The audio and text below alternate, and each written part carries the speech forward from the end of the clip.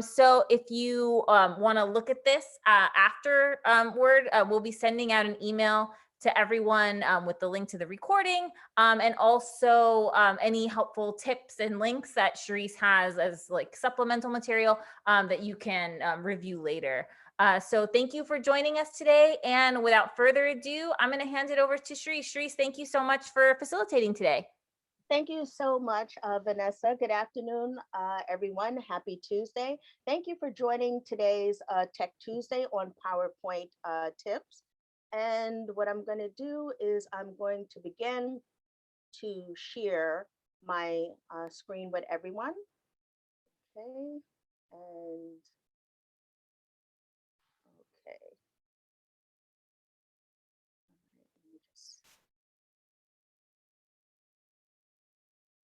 Okay, so Vanessa, you can see my screen? Yep, you can put it in slideshow mode, your Oh, presentation, okay. and we'll be able to see it. Sorry, I was on mute. Okay. All right, no problem, no problem. Okay, so let's get started. So one of the first things that I would like to do is find out how many of you are familiar with Slyology.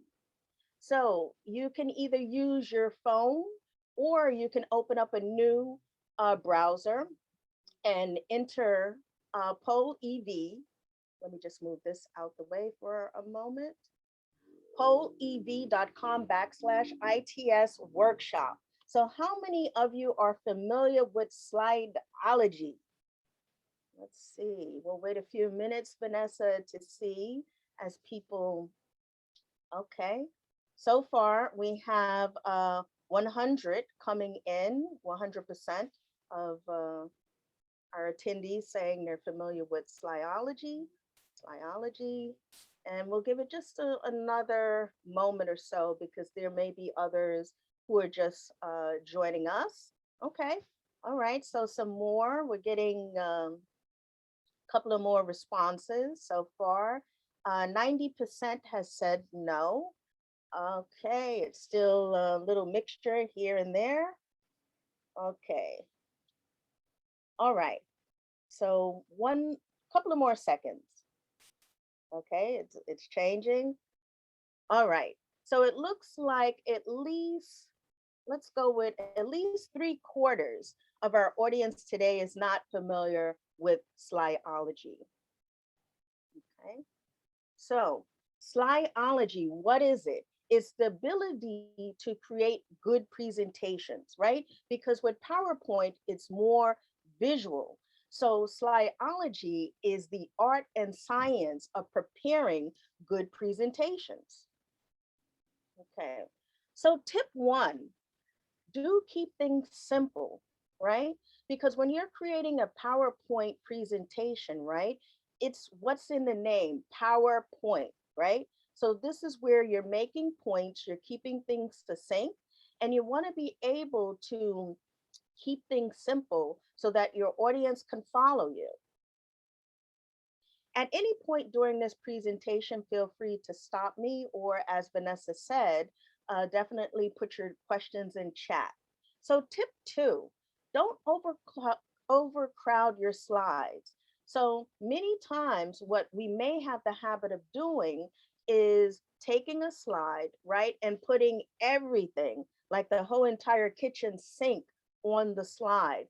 And what happens as the end user or the learner, right, it's very difficult for you as the audience either to focus on me and my message and the content, and at the same time try to focus on reading. So either your attention will be on me and the points I'm making, or you're going to try to read every single line that I have showing. So instead of doing a PowerPoint presentation with heavy text, what you might try considering is this. What causes high cholesterol? So previously, right, I had this slide. Everything is crowded, it's just text, and you may be naturally inclined to just read everything instead of paying attention to the presenter. Okay, so one of the things that you can do to make it easier for your learners and those in the audience is to break this up. And by breaking this up, you can do a couple of things. So I've taken an image here. And then also what I have done is instead of having that all of that text, I only am including limited text and going a step further. If I wanted to, it says the most common cause of high cholesterol is an unhealthy lifestyle. So I decided to put this includes, and I bolded unhealthy eating habits, lack of physical activity, and smoking. So another way, another approach is that I could have added bullet points. Okay. Next, keep your audience engaged. So when you're doing your PowerPoint presentation, yes, you want the learners to pay attention to your message. But when I'm presenting today, I don't want it to be a monologue. I want it to be a dialogue, right? Where we exchange ideas, right? So when I first opened up, I use Poll Everywhere, and that is just a tool that you can easily use to engage your audience. Sometimes your audience may be, some people in your audience may be a little bit hesitant about participating. And so with Poll Everywhere, you can use a poll and it's anonymous and people can respond. Also, you can stop and you can talk and bring up questions with your audience. So what I'm going to do, I'm going to stop for uh, a moment. Oops, just want to get out of this for a moment. Okay. And so I'm going to say, does anyone have any questions, Vanessa? I see there's one message in the chat. Oh, it was Oh, me. I okay. was And just letting people know they Vanessa. can type questions. None Okay. yet if you want to continue, Sharice. All right. All right. Great. So let me continue sharing and going back to PowerPoint. Okay. So let me just get that out of the way. Okay. So let me just move this out of the way too. Okay. So another point that I talked about previously is tip 4. Use bullet points to your advantage. So instead of having a whole bunch of text, what you can do is have bullet points that highlight your talking points. Another thing that some of us may do, and this can take away from your presentation, is read every single line, right? And so if I read every single thing, right, that takes away from my presentation. And we've seen sometimes where the presenter will read just as you're reading. And again, that takes away from a good presentation. Okay, tip 5, tone and text. So, of course, when you're presenting, what you want to be mindful of is your pitch, right? If I go into a monotone kind of voice and don't change it up, right, that will lead to possibly my audience being bored. So I can, elevate my voice with certain talking points to emphasize information, and that will help keep my audience engaged, as well as text. Text plays a tremendous part in creating the environment, right?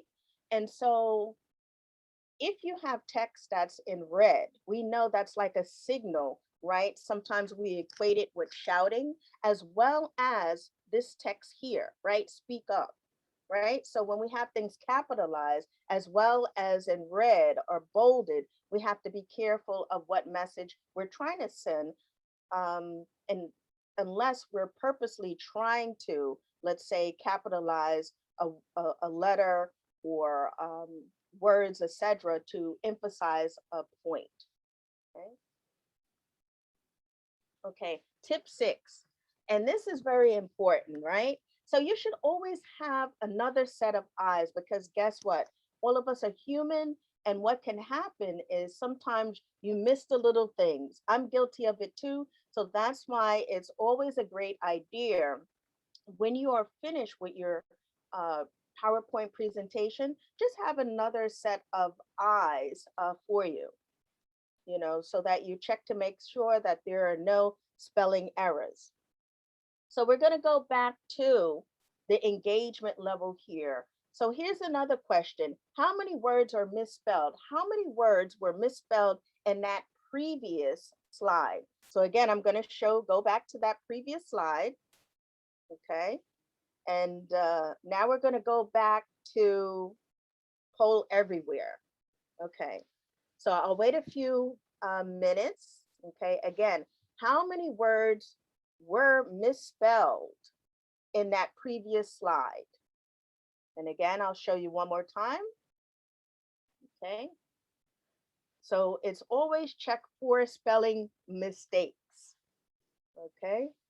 All right. So it looks like 100% of you have said that all of the words are misspelled, and you are exactly right. All of the words here are misspelled. So again, make sure before you're doing that wonderful presentation that you do spell check, right? As well as have a colleague double check to make sure all of your words are spelled correctly. Okay. Now, here's another thing to be mindful of.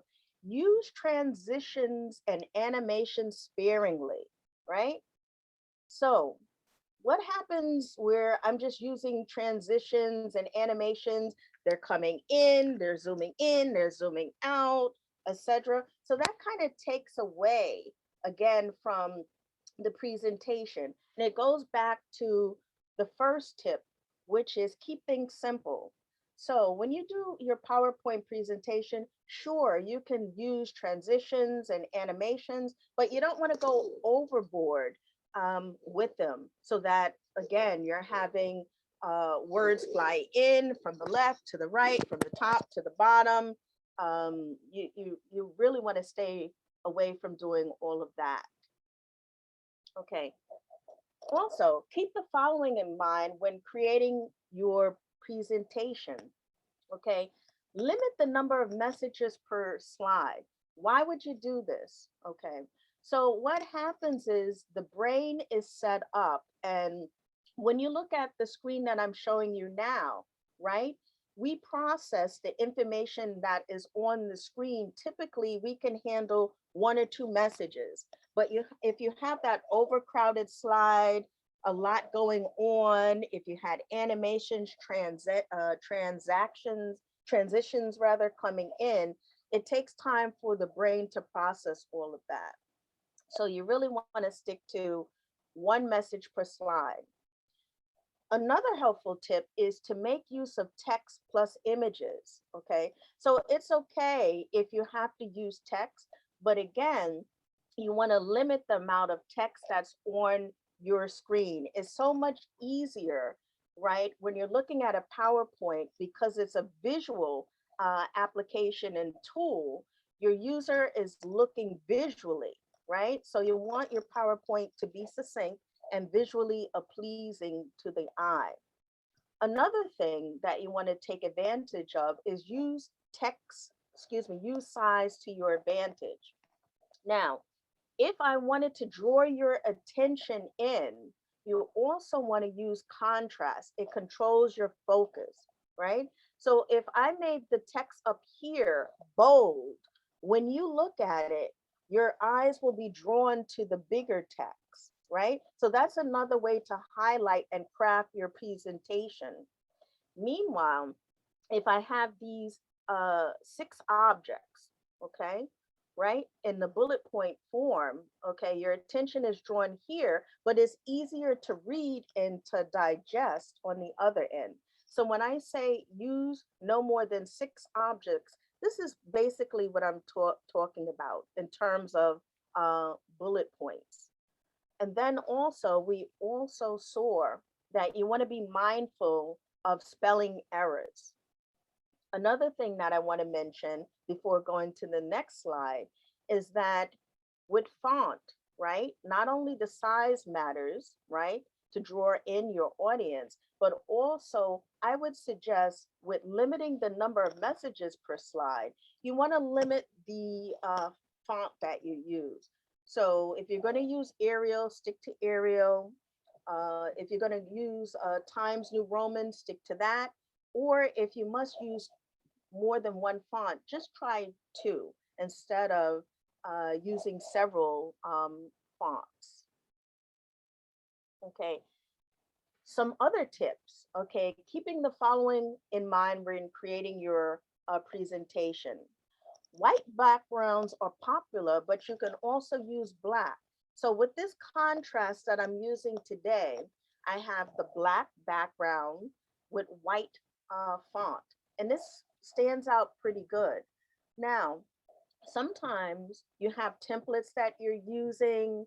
I'm all for using color, but again, if you keep things simplified, you definitely want to make sure that the audience can see, okay, your presentation, and it's not like a red background with blue font, because that's harder to see on the eyes, as well as thinking about your audience. You may have some individuals who are colorblind, and there are so many different forms of color blindness. So to keep that in mind, use bullet points and then make use of text in the notes field. So you can do this so that you can share with your audience, of course, while you're talking, but you don't have to read off um, all of your text. Okay, so you want to avoid that also.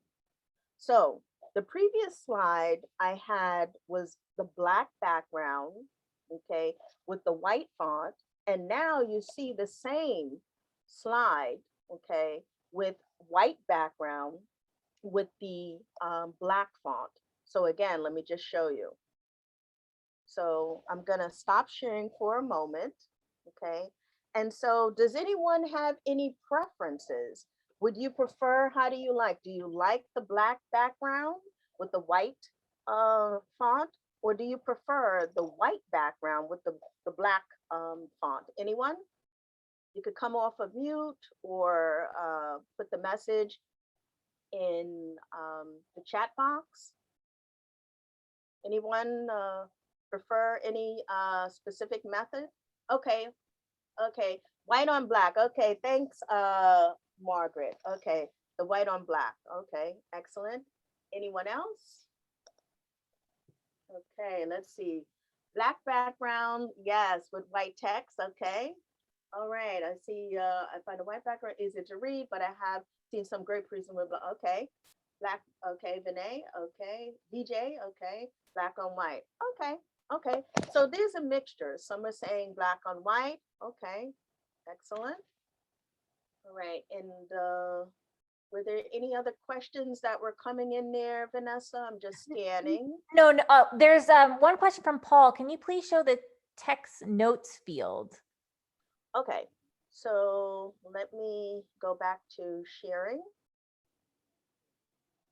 Okay, let me go back to my PowerPoint. Okay.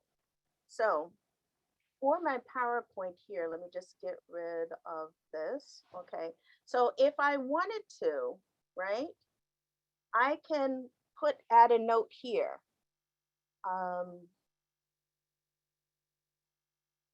Highlight, oops, if I could spell this correctly, highlight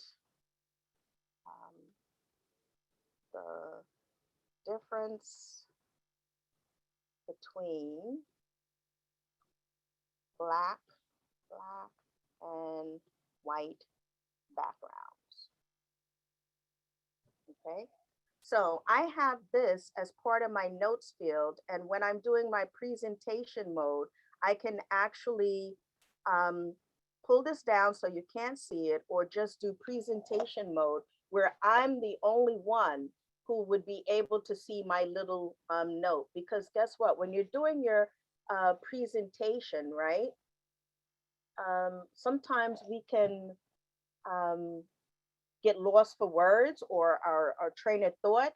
And sometimes you, of course, you don't want to read everything that you have on the screen. So it's like your little notes field where you can add these notes, and this is giving a trigger to your slide to say, okay, this is what I'm going to talk about.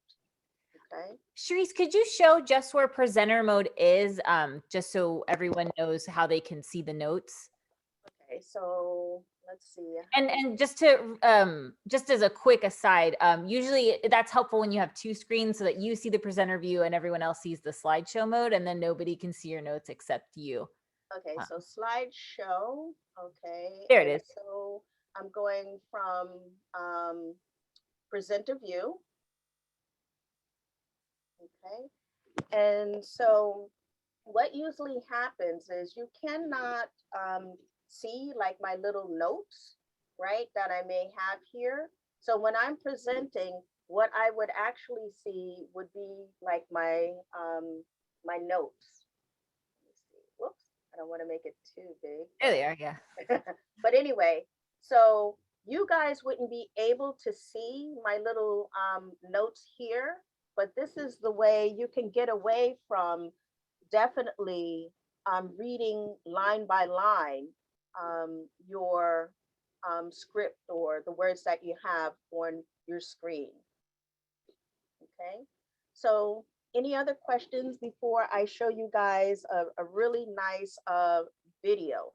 Um, let's see, I in don't chat. see any other questions. Okay, Yeah, you can go ahead, Sharice, if you want. okay, so I'm going to just get into a little video. Whoops, let me get out of this. Escape. Okay. Oops. All right. So can everybody still see my screen? Just want to do a double check. Yeah, are you sharing an app, because I only see you right now? Okay, so let me just go back. Sorry about that, folks. All right, so share. Let me share my whole entire screen. Yep, there we Okay. go. There we go. Oh, you know what? Let me stop sharing again because I want to make sure the audio is good. Okay, share. All right, and okay. Don't want to cut it up too loud. Okay. So this is a funny video that I'm going to share with you guys, and it's called Life After Death by PowerPoint. So sit back and enjoy this video. But what I tell people all the time, this is how we communicate in today's world, okay? This is what we don't want. This is typically called life or death by PowerPoint, right? We think in PowerPoint now. This is a true story. I was driving through Colorado a couple years ago. I hit a patch of ice on I-70 coming out of the Eisenhower Tunnel, going like, 65, 70, maybe 90 miles an hour. And I started spinning at top speed, and my life flashed before my eyes, and I swear to you, it was in PowerPoint. And how bad has PowerPoint got? This is actually the number of PowerPoint presentations per day. Look at that, it's 43 million per day in 2007, 54 million 2008, 69 million this year, 88 million per day next year. Now I looked at this chart, look, that is growing exponentially. I looked at this chart, here's home foreclosures for a year. You see that's growing about the same way. I realized that PowerPoint actually caused the mortgage meltdown.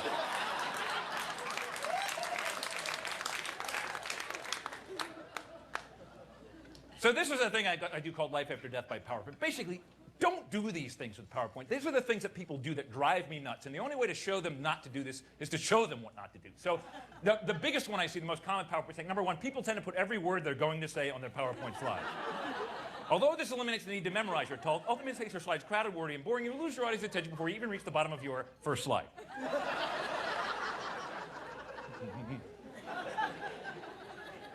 Second most common, font size is important. Size matters. Too small, and that's not good for anybody. On the other hand, too big, and you're looking at a moron. Okay. You just So look I'm like an going to idiot. stop playing the whole entire video for everyone. And Vanessa is going to share the link as well as the slides, the slide deck with everyone. Any other questions that anyone may have? The video is about 10 minutes, but I'm not going to play the whole entire video. So if anyone has any questions or concerns, feel free to come off of unmute yourself or put it in the chat for any other questions. So as a summary, Slyology is just using your abilities right? The art and science behind creating a good presentation, right? So PowerPoints are made to be visual. PowerPoints are not made for you as the presenter to read word from word everything that you have on your screen. Also, you want to use bullet points, okay? You want to use images, right? Text and images, okay? That's another thing that I see most of the time from being on the opposite end. Um, so colors and contrast. Yes, I love colors. And if you want to keep your message simple, you may not want to go with using a whole bunch of um, different colors during your presentation. And you might want to just stick to a solid black background with white font, or the reverse, the white background with black font. Okay. What else? Definitely, right? You want to have engagement. So how can you definitely have engagement with your audience? You can use Poll Everywhere, and Poll Everywhere is an application that's available to Weill Cornell medicine employees.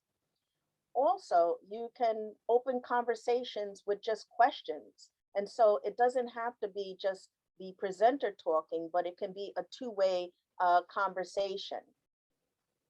Okay. So any other questions or concerns?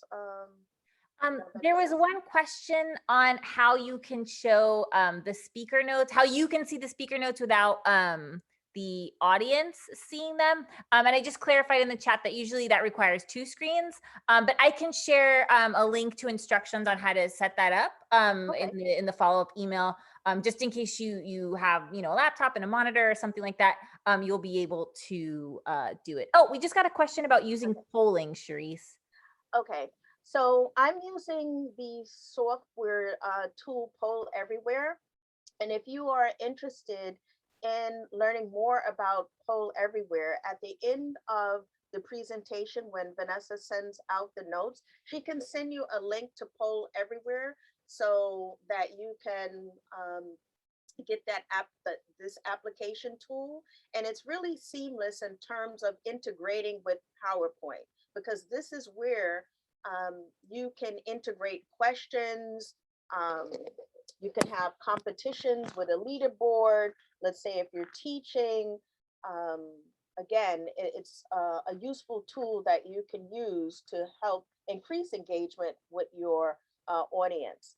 And maybe in a couple of weeks, maybe, who knows, Vanessa may do another Poll Everywhere session.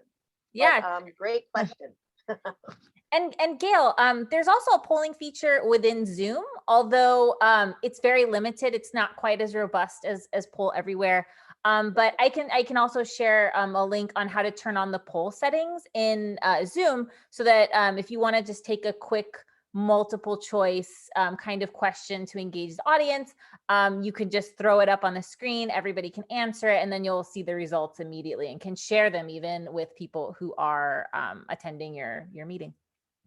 Right. And that's a great point, because there's so many different ways to do polling, whether it's through using the Zoom app or using Poll Everywhere. So I just decided today to use Poll Everywhere to increase a little more engagement with the audience. Okay, any other questions? I think that's it for questions. I think we got to all of them. Okay. But if anyone has questions after this, again, in the follow-up email, you can just write back. It'll have me and Charisse copied on the email. So just hit reply and we'll be able to review your questions and answer them for you. Okay. So it looks like we don't have any more questions coming in. I could wait around a few more moments, but I think yeah, no more questions coming in at this point, Vanessa.